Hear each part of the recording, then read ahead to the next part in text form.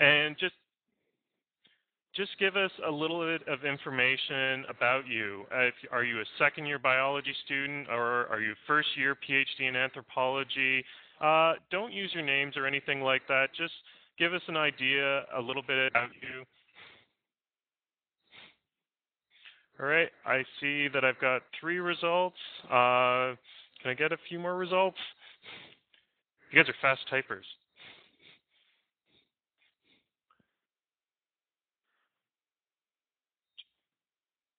3 results.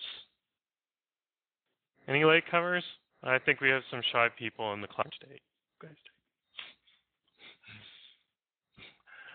All right, so I'm going to just publish this. Don't worry, it's not going to be attached to your name, just so that everyone can see.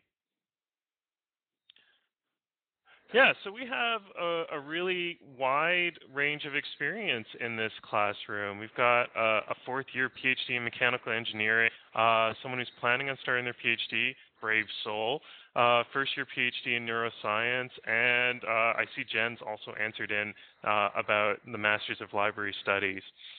So we're all in the same boat. We've all been at school a really long time, so I think that this is going to be a really interesting group of people. Oh, finishing your doctoral decision.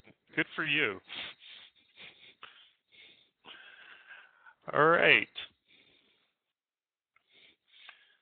So I'm just going to give you a bit of an overview about everything that we're going to cover today in this workshop. So what we're going to do is we're going to reflect a bit on what kind of spender you are, because we can all categorize ourselves, but really it comes down to that old maxim, know thyself. Know thyself. It was an ancient Greek maxim that they carved onto the Temple of Delphi, so that it was supposed to be one of those things where in order to actually in life, you need to understand yourself and your own limits and your own nature. So we're going to learn a little bit about what kind of spender we are. Then we're going to learn a bit about budgeting and setting realistic goals. And finally, I'm going to show you some helpful tools, including a spreadsheet that should get you started. So the workshop's just basically about getting us to take control of our finances and to be more self-directing and to prepare ourselves for all those few uncertainties that life is going to throw at us. So in my quest to know a little bit more about you, I'd like you to undertake this poll. And there's a number of answers you can pick. Have you ever felt stressed about money? Well, I know I have. Have you ever wondered where all your money went? Sadly, no. I'm being very honest here. I'm telling everyone what I feel. Have you created a budget and not followed it? I know I've done that in the past. And spent money you didn't have, i.e. on credit. So there. I was very honest to all of you. But remember that if you answer this quiz, it will not be published to the class. We'll just look at the summary of results. Okay. We're just waiting on one more person to get the results in.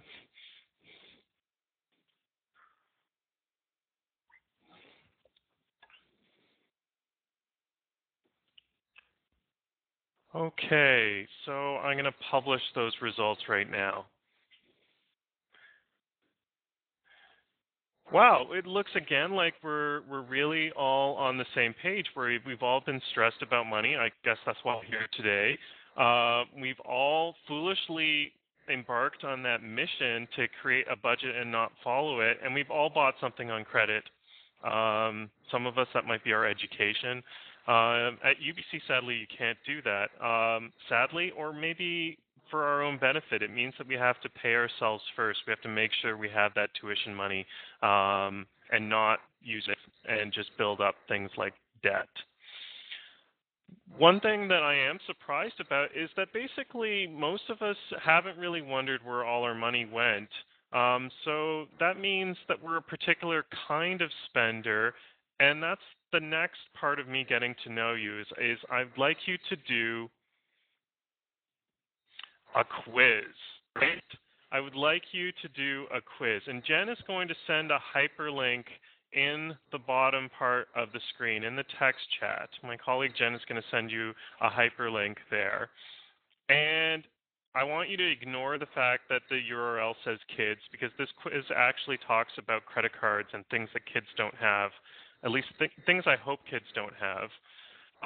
So I would like you to go to this website right now, and this quiz should take you about 2 minutes. This quiz should take you about 2 minutes. And it's going to give us a little more information about the kind of spender you are. So if you could click on that URL that Jen just sent and go to this website and figure out what kind of spender you are. And then I would like you to also remember what kind of spender you get from this quiz, because I'm going to ask you to share it with the class. I'm going to ask you to share it with the class, and I'm going to share my result too.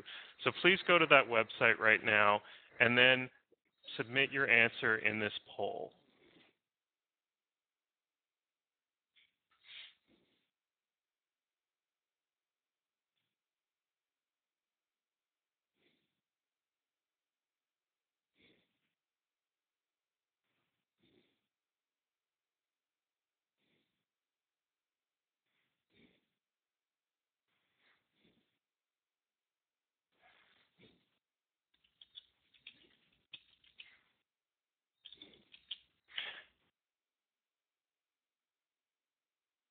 Now, at this stage in the presentation, I'm also going to remind everyone that we do archive our presentation. So if you want to watch this presentation later, you will be able to watch it.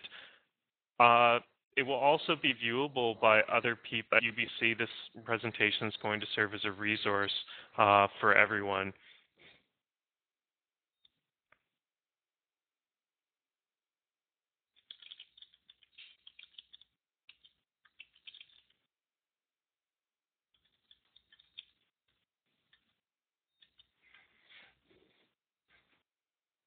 Okay, I see the first results popping in from this quiz now.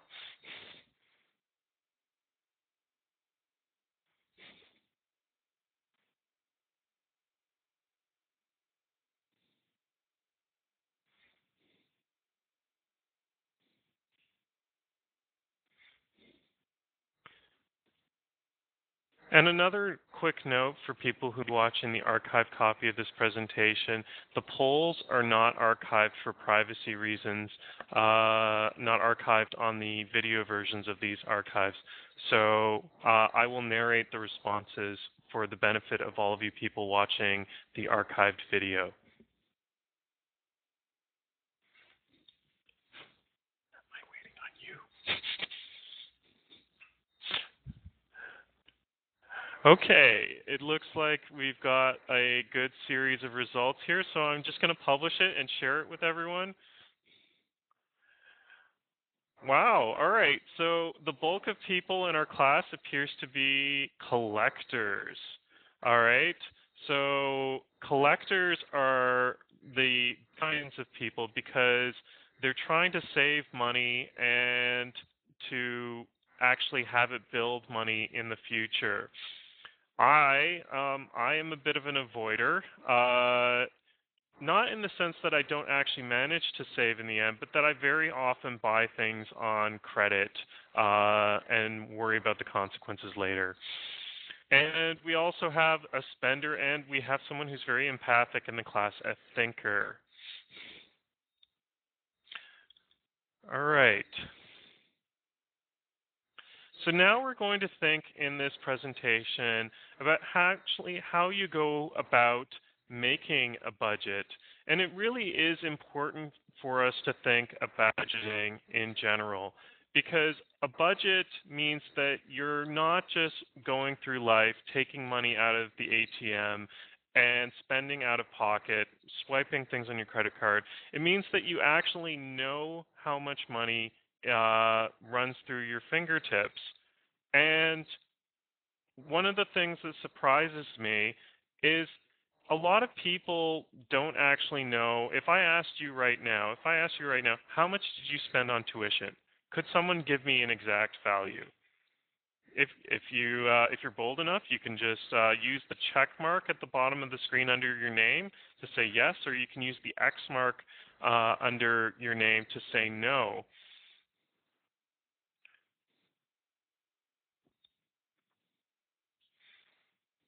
Wow. So we have some people who are very good about knowing the exact amount. I always know the range of what I'm going in, but not necessarily the exact amount itself. But that can lead to misrepresentation. So it is actually important for us to think about having an exact amount when we're considering a budget.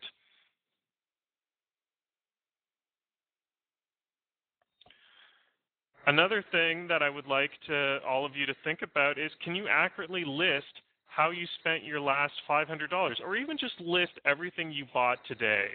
And here, I've already asked you the tuition amounts, but I'd like you to know if you could actually tell me how you spent your last $500 or everything that you bought today.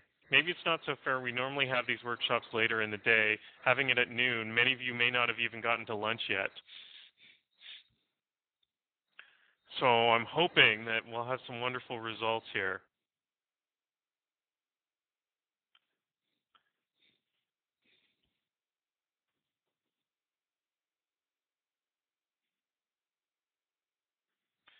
Okay, I'm going to publish those to the entire class. Wow, you guys are great. So most of the class was able to say that they could account fully for everything that they've bought recently. So that's excellent. That's excellent. That means that you guys are already on your way to being financially secure.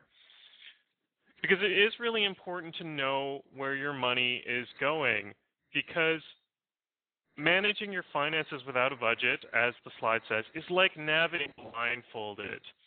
Navigating blindfolded, because you don't know what's on the road. You don't know what bumps you're going to hit.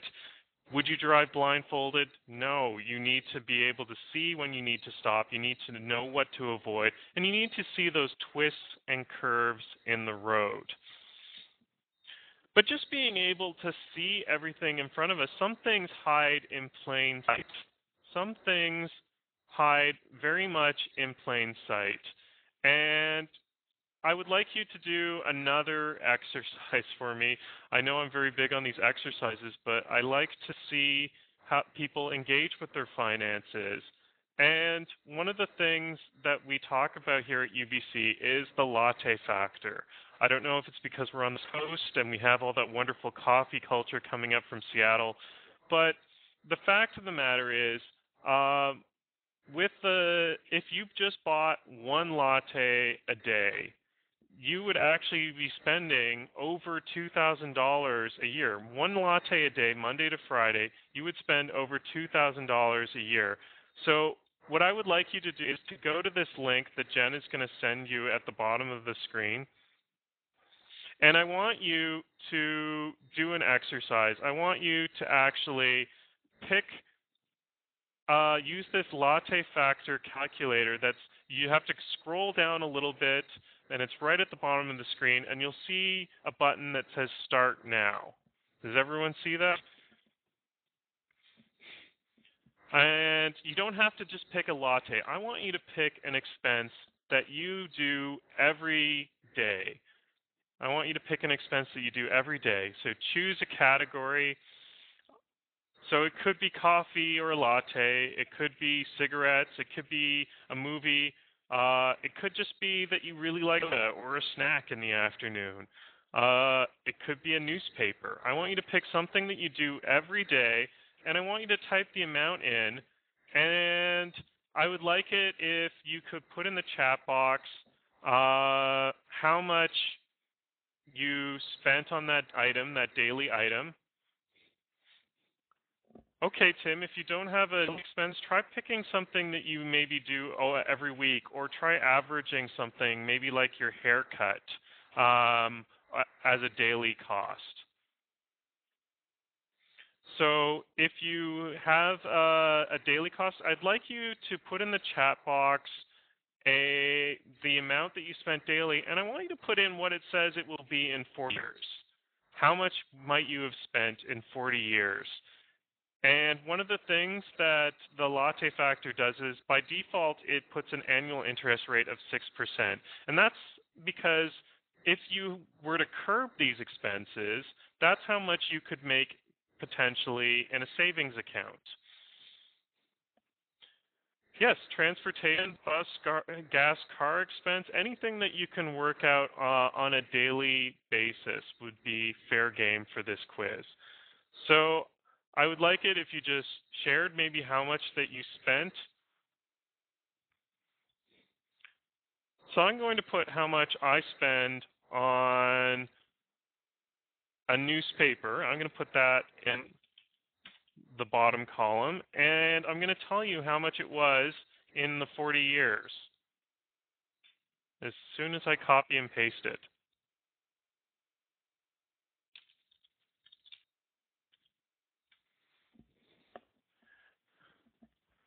Wow, that's quite a bit for lunches, and I apparently in 40 years are going to spend $120,000 on newspapers until the internet runs them all out of business. Patricia, okay, it's a lot of money, and Sid, yeah, I'm completely with you on the amount that I spend on coffee. And you know what? It seems like it's something that you can't really do without. It seems like it's an expense that you can't really control. But just yesterday, I met a young gentleman, and he said, you know, you drink a lot of coffee. What you should do is you should get those Via instant coffees, from Starbucks, and just use hot water at work. And I thought that that was a really good idea because I do spend a fair amount on coffee every day, and that would be a way that I could reduce my expense. So we do have ways that we can actually control these things. So these are the costs that hide in our daily lives. These are just the costs that are there all the time in our lives, and they're the things that we need to think about.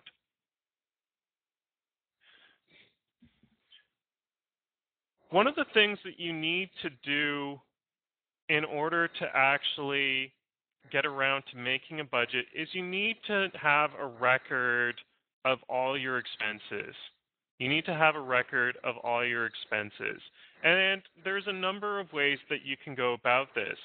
I could just challenge you, I'm doing in this slide, to carry around a little notebook and to write down all your expenses. To write down all your expenses for a week. For a month would be even better because then you'd have a really realistic idea of everything that you're going to spend. It's also possible that you want to use some technology to kind of aid you in doing this. So you could use it, for those of you who have smartphones, you might have an iPhone or a BlackBerry or an Android phone that might be able to scan receipts in really quickly, just taking photos so that you have a record of your purchases that way. That's one way of keeping track of things. Or you could just try and centralize things on a bank card so that you get a record of all the places where you actually spend money. And there are services now. There are services now like Mint.com, and this isn't for everyone.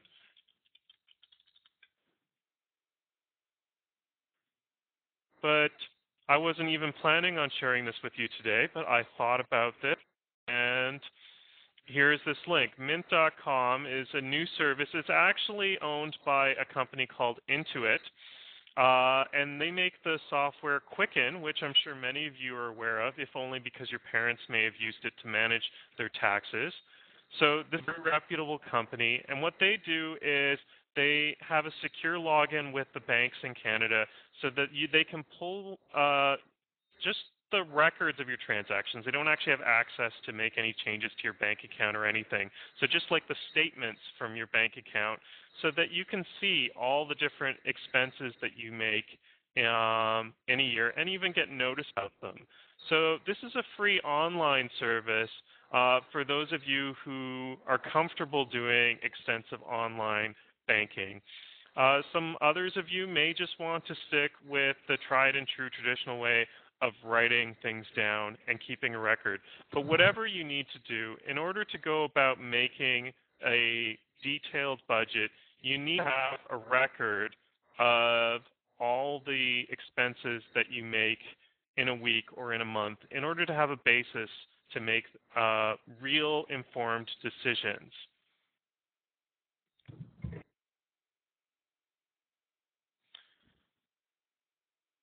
Now, we often talk about, we use the analogy of a car when we think about budgeting. I've already done it once today where I mentioned that not having a budget was like driving blindfolded.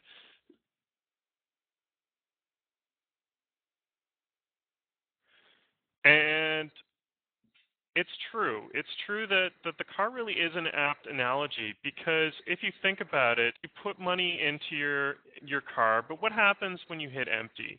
What happens when your bank account hits empty? Well, when your car gas tank hits empty, you stop. You can't go anywhere. And it's the very same thing in life.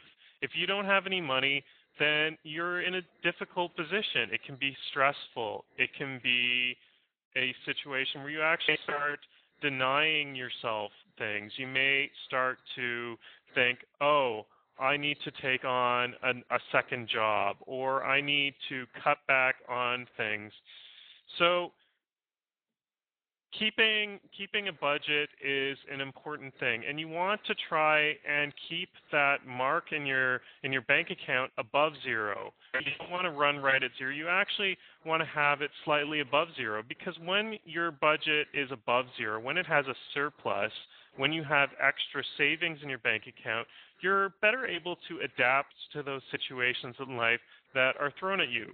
Your sister suddenly has a baby and you have to get a baby shower gift. That's an expensive gift. Your car had an accident, or there's just a party at work that you weren't expecting that you need to go to and you need to buy a ticket for. All of these things are unexpected and add up. So it's beneficial for you to actually have a bit of a surplus built into your budget.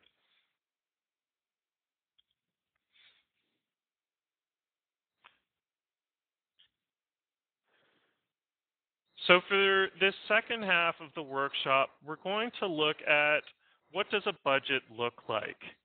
All right, what does a budget look like? A budget is a list of your income, that is all the money that you have coming in, and all of your expenses.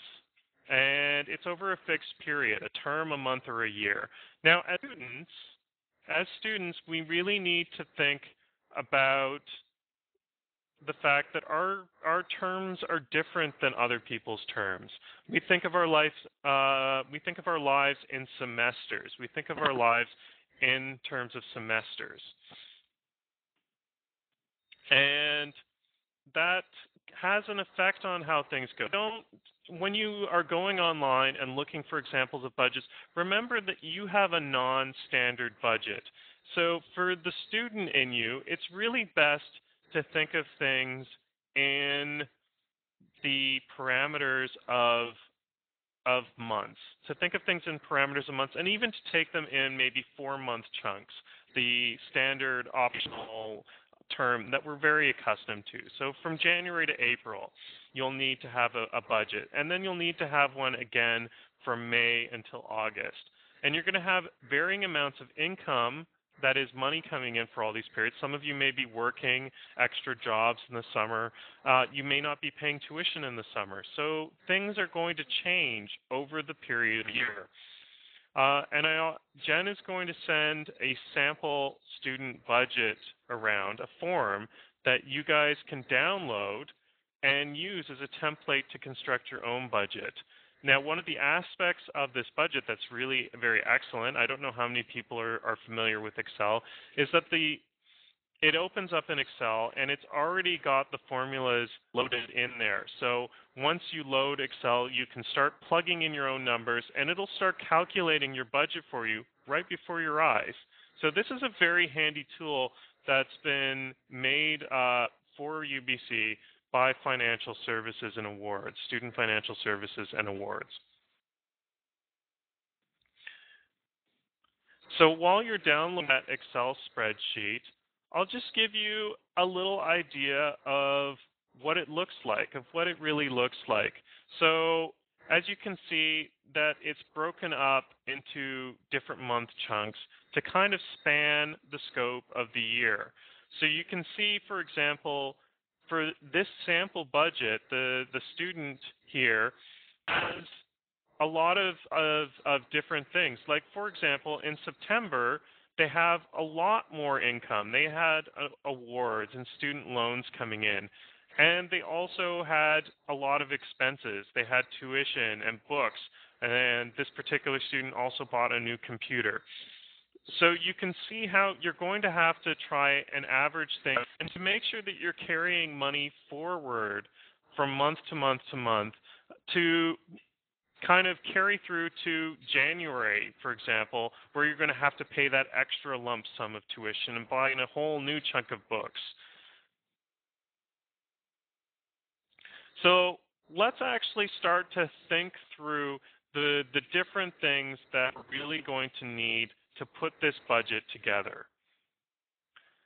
Step one, we need to determine all of our income, and that includes all of our sources. All right, so you need to think about your non-repayable resources. All right, so things like job earnings, your family contributions, savings and grants and bursts, RESPs, awards, tax refunds, that $20 you found on the sidewalk and was awesome that time you found it. All of those things can be factored into those non-repayable resources. But you're also going to have to think about some other things, because being a student is hard. Being a student, it's hard to raise all the money you need. And sometimes you're going to need to take some credit. All right, so you need to get a student loan or a line of credit, a bank loan. I've had all of these things. I've even borrowed money from friends or family as well over the years to get things through.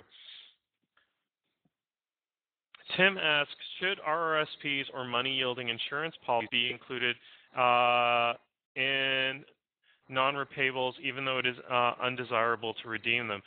Well, Tim, I actually have experience with this, so that's great that you asked this question. You can use something, Canada Revenue allows you to do something called the lifelong learning credit, where you, and I'm just write that down here, lifelong learning credit. And it's on the Canada Revenue site. And what you can do is you can withdraw money from your RSPs if you happen to actually have some of these, and use it towards your expenses when you return to school. And this is actually should be considered a repayable because you have 10 years to repay this, although it's actually a very advantageous thing to do. You have 10 years to repay it, but you do have to factor in that that is basically like another loan that you've taken out, a loan on your future. Does that answer your question, Tim?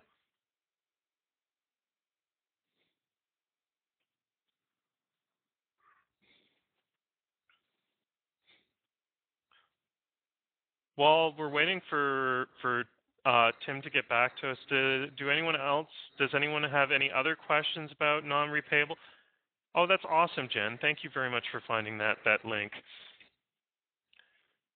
That's another good question, Tim. You can withdraw funds without tax penalties up to $10,000, as long as it goes towards paying education fees. In fact, they're not even going to ask you to justify it exactly. But when you draw over $10,000 in a year, then you're going to have to start paying tax penalties on it, and you can only do this up to $20,000. Can that be retroactive? Sorry, no, no. Actually, it can't be retroactive, but you can do it immediately. Just make an appointment with your bank. I just did this last week, Tim. I can swear by this. You can just make an appointment, and you could if do up to $10,000 right now. Oh no, no, That's that's a little bit sad. Oh, I'm sorry, Tim. Maybe it would be worthwhile talking to someone at your bank. I don't know if that's something that's a little above my level of expertise, but I do recommend that you talk to an expert at the bank, or maybe someone at Student Financial Assistance and Awards may also have experience on it.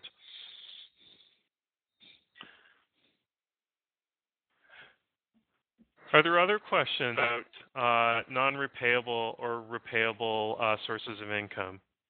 Do we all have these sources of income? Does anyone have something that isn't really covered in this category and that they need help with?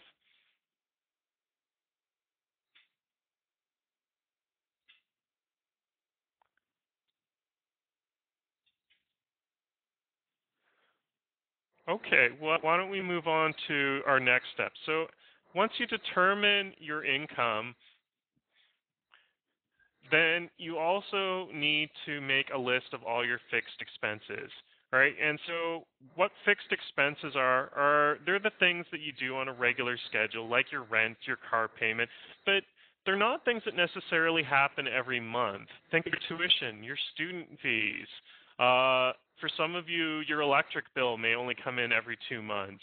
Uh, and there can be fixed expenses that are kind of iffy, like your cell phone bill, where it might be higher 1 month and lower the next month.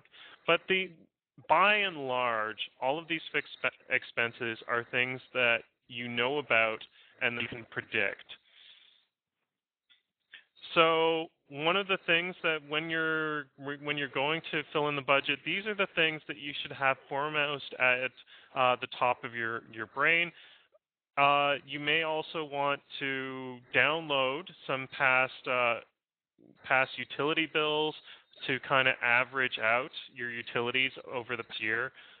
Some One of the things I like to do every time I rent a new apartment is I like to ask for a year's worth of utility bills just so that I can estimate how much utilities are going to be factored into this. And this is something that you can discuss with your landlord and possibly with the current tenants of a building when you're moving in.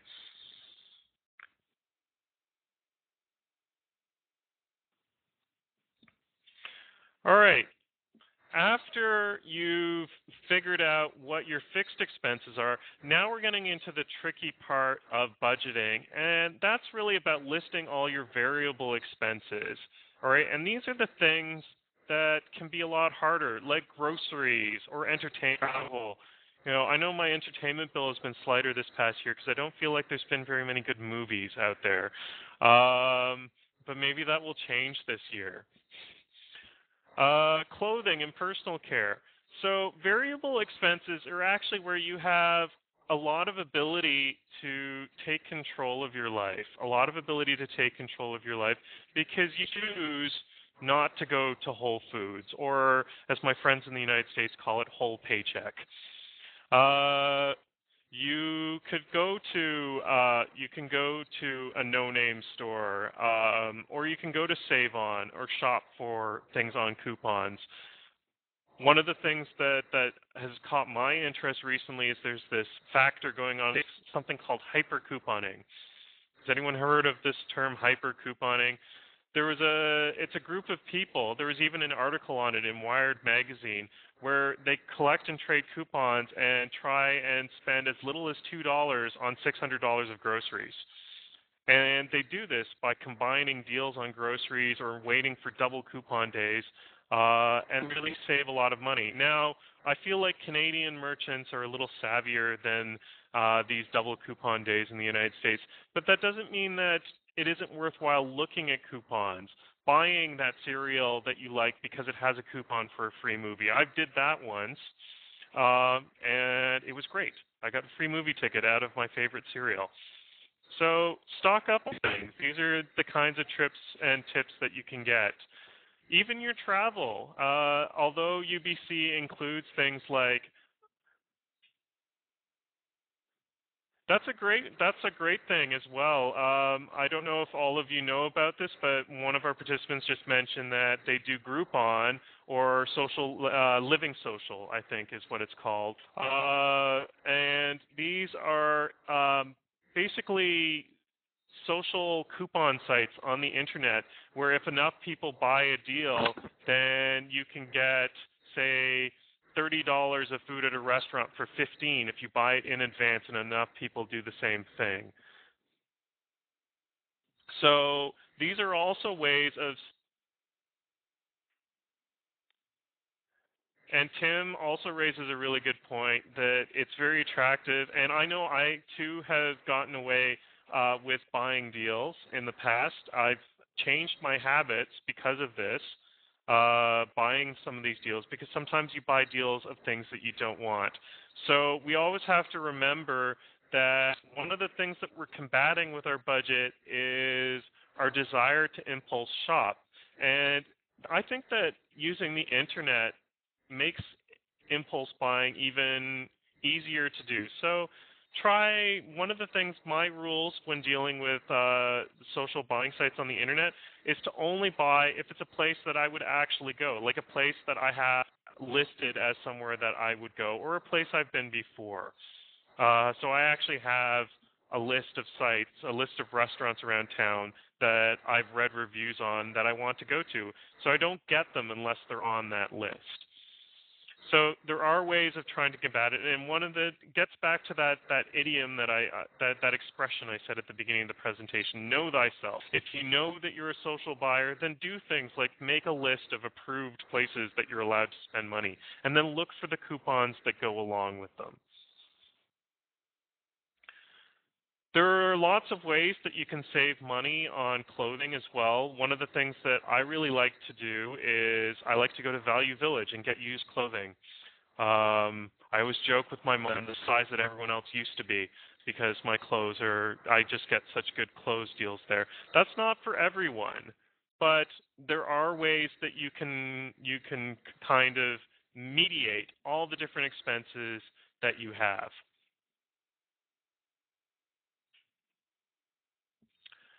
All right.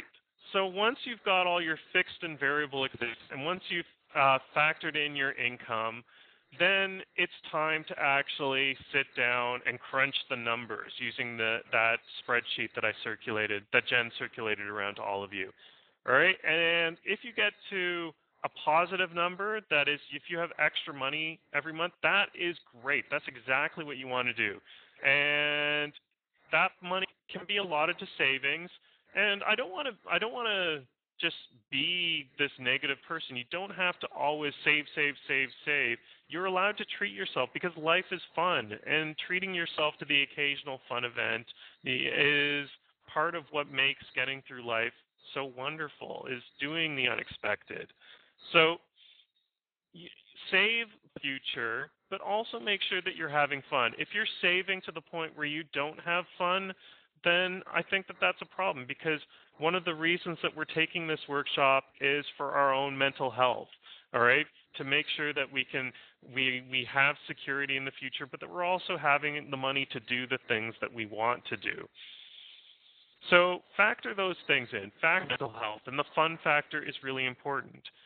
If you're right at zero, well, you don't really have any breathing room for that accident that could happen, or for the potential unexpected expenses, like my sister giving birth. That's always a big one for me. I have a lot of sisters, and I have 6 nieces, so it's a lot. It's a lot for me. And if you're, so try and figure out ways that you can do that, maybe just by saving a little more or by tweaking your expenses. And if your difference is negative, find ways to reduce expenses, or maybe even think about getting a second job. But one of the things that I would like to stress very much about this is only go to that extreme of getting a second job or getting a part-time job even in the first place, because your first job is to be a student. That is your primary job. And that is the most important thing for you. If you are always stressing about money and going out and getting jobs and not doing all your schoolwork, then that's a problem, because that's something that's important to you. That's why you're trying to earn all this money in the first place. I know that when I used to work in student advising, it was a very common thing that I would have to talk to students about. It was to try and get them to balance that work-study ratio, to make sure they weren't shorting themselves, to make sure that they weren't on a 6-year plan to complete university and paying that extra 2 years of tuition and not earning full-time salaries when they should be. So always make sure that you're only getting the jobs that you need after you've sat down and made these measured responses and gone through these steps, because your first job is to be a student. And I would argue well, I'm biased, of course, that's my opinion, but my opinion is that you're a student first, and that's what we'd like you to help succeed. All right. And finally, step 5, balance your budget. So whenever possible, expenses should not exceed your income. Keep track of your spending. So just making a budget once isn't the be all and end all. Sometimes sometimes you're going to have to sorry, sometimes you're going to have to keep track of things as they come up, because and plan for emergencies and unexpected expenses. I know I've said that again and again and again, but things happen. Your car breaks down a lot, and well, at least my car did before I got rid of it. And that's something that you may want to go with. Sorry, I have a private question that I just want to ask, and I will just stop talking for 1 second. Okay, sorry about that. Just juggling too many hats right now. Now, where was I? All right. So whenever possible, your expenses should not exceed your income. And so that it means that you need to keep on keeping track of your budget. So just doing that once a month thing where you write down your expenses and try and factor in those latte factors. If you get a new addiction to Kinder eggs because they're illegal in the States and delicious in Canada, then you want to, make sure that you're factoring in these newfound pleasures in your life so that you can continue to enjoy them. All right. So, balancing your budget. Now, obviously, if you're in that negative position, then you need to increase your resources. And as I've mentioned before, there are ways to do that. You can get a part-time job, and you can start a savings account at the same time to try and set a little extra money aside. And as I stressed, try and get a part-time job that works well with your schedule. Now, a lot of us are distance education and commuter students, so that will get really hard. But if you're looking for something in your area, find something that maybe is on your daily itinerary, somewhere where you go by every day, maybe somewhere that's convenient for you. And make sure that your boss knows your particular situation, that you're a student, and that you have these needs at times where you're going to need time off. And a lot of bosses are really understand the fact that you're a student and that you have this non-traditional schedule, because they know that you're also really flexible. And that's something that bosses really prize in an employee, is the ability for you to be flexible with your time. Try to decrease your expenses when possible. Cut out those unnecessary things. I know I just mentioned Kinder eggs, but maybe you can't afford the Kinders. Maybe you're going to have to get the discount brand of Kinder egg ripoff at Walmart. I don't know if they taste the same, but sometimes you just have to make do. Reduce interest rates on debt wherever possible. And one of the ways I like to think of this is paying yourself first, trying to save up money and use that when possible instead of using your credit card. Another good trick to do is to try switching your credit card to a low interest credit card. We do have options for that in Canada, like a Capital One card or something like that. So instead of paying that 19% of interest, you can spend maybe prime plus 1 or 2% instead. And that will save you money over the course of a year. And try buying things on sale or buying used items. Even small changes like this can have a huge impact, all right? We saw the impact of that Latte factor when we did the calculator, and things can change a lot just by making those small changes. So at this point, I'd really like it if you guys could share to me some of your tips. Just share them in the chat box of the button and, give ideas of things that you save money for, and we'll discuss them as a class. Jen says, I also know someone who chose not to work in their desired field so they'd have a mental break. They chose dog walking so they could get exercise, fresh air, and get away from their computer screen for a bit. Dog walking is actually hugely profitable. I read an article in NPR last year about dog walkers in New York City making six-figure salaries. And there's a guy in my building who runs, a guy in my apartment building runs a dog walking business, and it's huge amounts of business with all those people in Yale.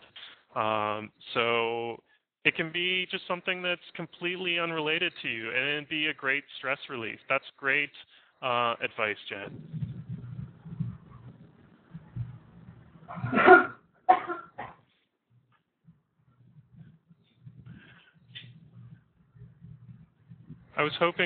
Patricia asked, I was hoping someone might have debt reduction suggestions and where to apply.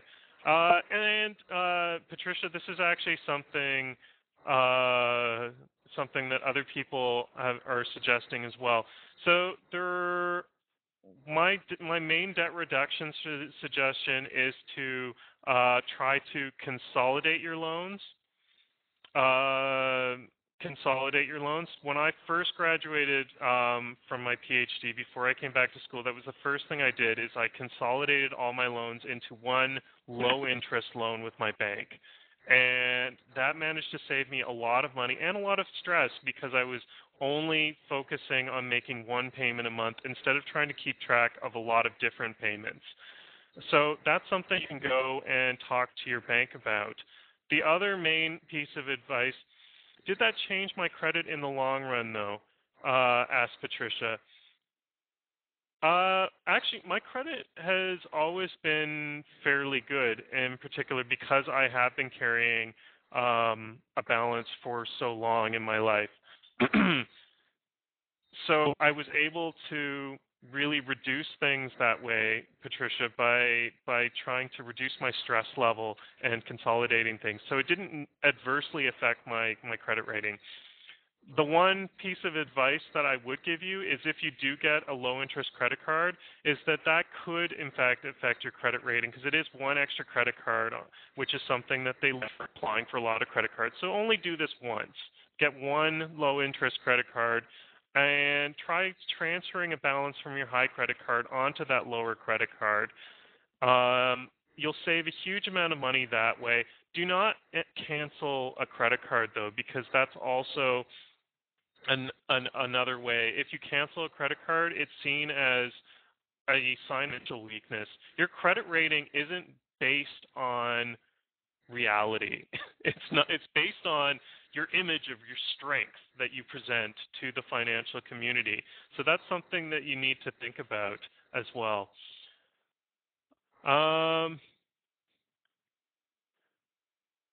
So Tim asks, can you consolidate loans if your student loan is defaulted? If your student loan is defaulted, yes, you can still try and centralize things into one loan payment. This is actually something you need to talk to with your bank. That is one of the first strategies that banks and to undertake with people when they're having trouble with their loans is they will try and consolidate their loans into one thing.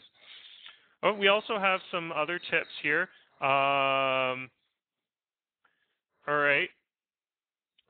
Amy says she uses her tax return to pay down her credit card. That is great advice. That's actually something that I do with my tax return every year. Is I write to my line of credit. We have people here who do clothing swaps. I like that suggestion. I think it's a great one because it also puts the fun back in saving. And we have people saying about committing to bringing their own lunch and tea. That's always a New Year's resolution of mine that I try and get at. Anyway, we're nearing the end of our time here today, and oh no, I noticed that in importing this PowerPoint slide, it seems to have actually cut off a little bit on me. But there is an email tip line here at UBC called, and I'm blanking on it right now. I will have to tell you all another time. I apologize for that. But I believe it's something like tip of the day for students. So there are lots of different ways that UBC students are saving money, like looking for textbooks online. I always look on Amazon to see if I can get my books for cheaper. Looking for used furniture on Craigslist and Kijiji.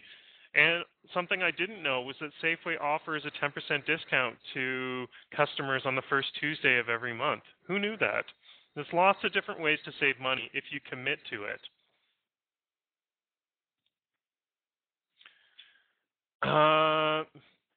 So what I would like to just send you today is I'd like you to just keep track of your spending, to see where your money is going, to review and identify your top 3 spending weaknesses, and to set some achievable goals. Because a lot of people, we all, at the beginning of this seminar, we talked about how we'd set a budget and failed it. We'd failed our budget because it wasn't achievable.